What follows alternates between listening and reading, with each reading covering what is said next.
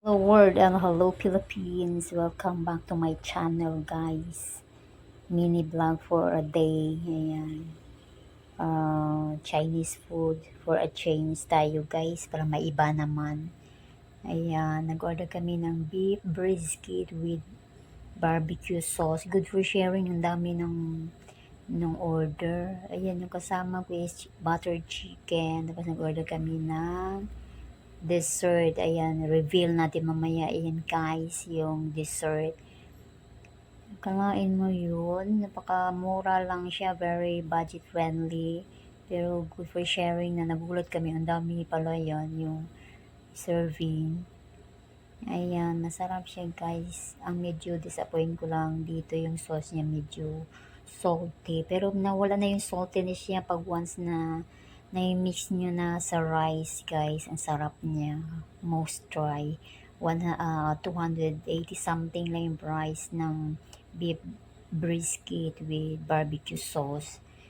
Good for sharing na siya. Hindi na nga namin maubos guys. In-order namin na beef brisket with barbecue sauce. Tinake out namin. Sarap kasi.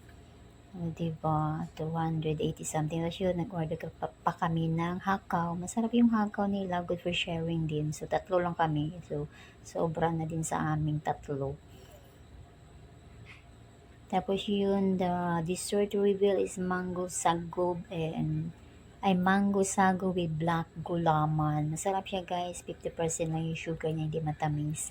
So gusto ko siya kasi hindi siya matamis guys, pero sa mga mahilig sa matamis, hindi siya highly recommended. Pero sa mga hindi mahilig sa mga matamis yun, I'm sure magugustuhan nyo ito kasi 50% lang yung sweetness niya ng dessert na ito. So, most try din guys. Pag i-rate ko siya, 8.5. Kasi medyo na-disappoint lang ako sa mango dahil medyo maasim. Pero overall masarap. Kasi hindi siya inano ng sobrang tamis. Kunti lang yung condense nilagay nila siguro. Kaya ganun.